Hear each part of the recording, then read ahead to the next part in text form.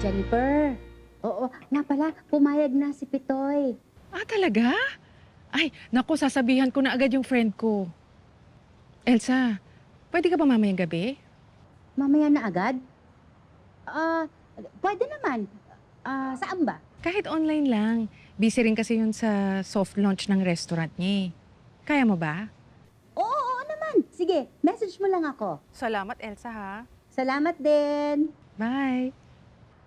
Ay, nako. Uy, ano? Kumusta kayo? Gusto niyo kumain? Wala pong ulam. Oo nga po. Ay, nag-barbecue ako dyan. Ay, inihaw niyo po? Syempre naman. Ah, pasta lang po, di na. Kanina pa kami iniihaw dun sa train eh. Busog pa po kami sa usok. Sige lang po. Thank you po. Ma'am, mukhang antok na antok pa po kayo ah. Gusto niyo po umakyat muna sa taas? Hindi. May meeting pa ako eh. Kape ma'am, pagtitimpla kita. Hindi na, nakakatatlo na ako. Oh. Ay. Ay. Hi. Hi, Elsa. This is Peter, but I call him Mr. Padilla. Stop it! Ano ka ba nakakahiya kay Elsa?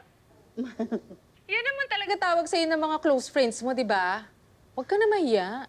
Ay, hi. Elsa, Jen told me about you and so excited na akong makatrabaho ka.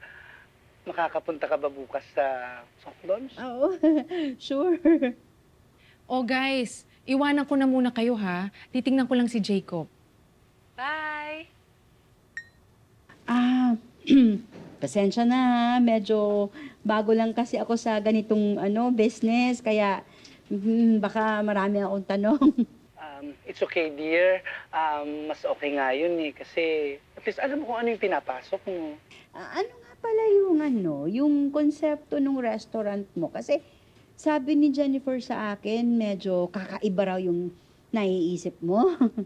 Initially, it's one of a kind. At wala pa nun sa Pilipinas, ha? Nai-excite ako. Hello? Naku, medyo mahina yung internet ko. Siguro makakatulong kung you turn off your video. Okay lang ba? No problem. Ayan. Okay na? Perfect. Dito muna tayo sa inspiration ng concept ko. First, Elsa? Elsa? Elsa? Ma'am, may tinatanong po ata. Ay. Sorry, nakamute. Elsa, may tanong ka pa ba sa present ko? Wala. Ang ganda. Ang ganda. Gusto ko.